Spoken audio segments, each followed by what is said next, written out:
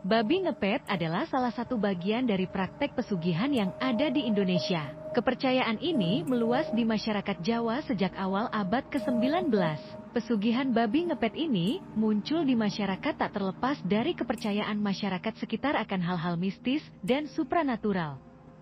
Menurut cerita, praktek pesugihan babi ngepet ini berasal dari Gunung Kawi, Malang, Jawa Timur. Pesugihan seperti ini di Jawa Timur biasa disebut celeng kresek. Konon untuk dapat memperoleh ilmu ini tidaklah semudah membalikan telapak tangan.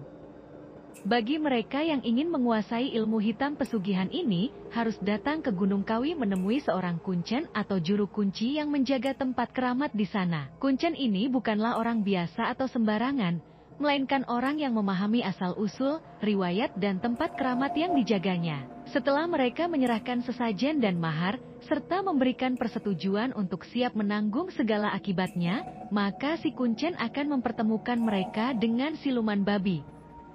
Biasanya mereka yang datang meminta ilmu hitam pesugihan itu adalah suami istri, dengan suami sebagai si pelaku, atau yang nantinya akan menjadi babi ngepet itu.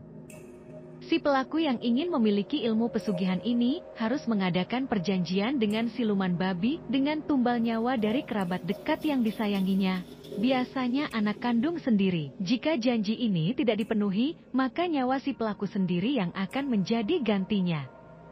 Tentu saja untuk memiliki ilmu hitam pesugihan ini, syarat-syarat serta risikonya sangat berat. Si pelaku bahkan diharuskan memakan kotoran dari siluman babi. Kalau sudah dilakukan, maka si pelaku akan diberikan sebuah jubah hitam gaib. Jubah hitam gaib inilah yang nantinya akan dikenakan oleh si pelaku untuk bisa berubah wujud menjadi seekor babi hitam.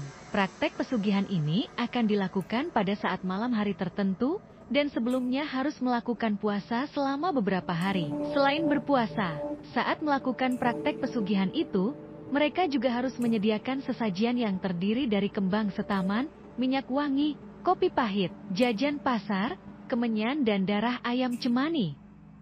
Si pelaku atau biasanya sang suami akan mengenakan jubah hitam gaib itu, sementara si istri atau si pembantu akan menunggui sebuah baskom berisi air yang di tengahnya ditarung sebatang lilin atau lampu minyak.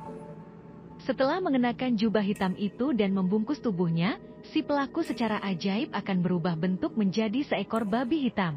Mungkin cara perubahan ini serupa dengan perubahan werewolf di dunia barat sana ya. Setelah berubah, si babi ngepet ini kemudian akan pergi menyelinap dengan berhati-hati dan mencari rumah-rumah yang dimiliki oleh orang-orang kaya atau berada. Setelah menemukan calon korban, maka siluman babi ini akan menggesekkan tubuh dan ekornya ke dinding rumah korban itu. Dan secara ajaib uang dan permata berharga milik si tuan rumah akan hilang dari tempatnya. Cara ngepet inilah, atau tindakan menggesek-gesekkan tubuh dan ekor ini, yang kemudian membuat pelaku pesugihan ini dikenal dengan nama babi ngepet, babi yang menggesek-gesekkan tubuh dan ekornya. Sebelum fajar menyingsing, babi ngepet diharuskan pulang ke rumah dan berubah bentuk kembali menjadi manusia. Dengan jubah hitamnya sudah terisi dengan uang dan permata yang dicurinya. Jika terlambat, maka akibatnya bisa fatal. Babi ngepet itu bisa terluka bahkan terbakar oleh cahaya fajar itu, yang akibatnya bisa menyebabkan kematian bagi pemilik tubuhnya.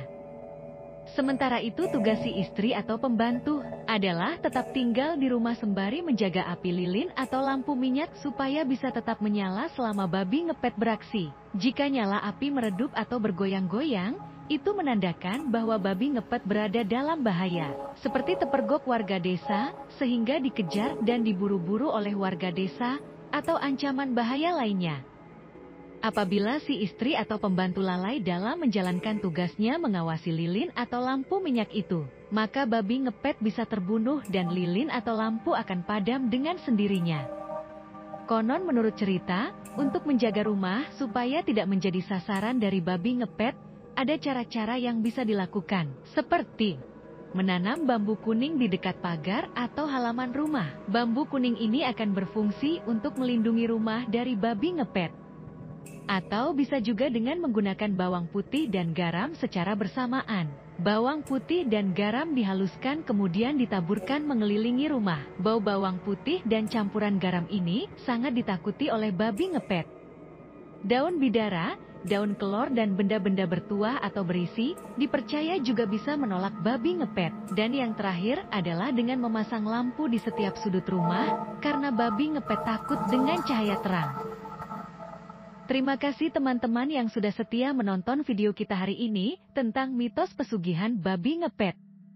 Jangan lupa untuk like, share, dan subscribe agar kita bisa terus berbagi cerita menarik seputar budaya dan kepercayaan di Indonesia. Jika kalian punya cerita atau pengalaman seputar mitos ini, silakan bagikan di kolom komentar. Sampai jumpa di video berikutnya. Tetap bijak dan jangan lupa, keajaiban hidup terjadi dalam usaha dan kerja keras, bukan dalam praktek-praktek yang tidak rasional. Terima kasih, dan selamat menjelajahi keanekaragaman budaya Indonesia.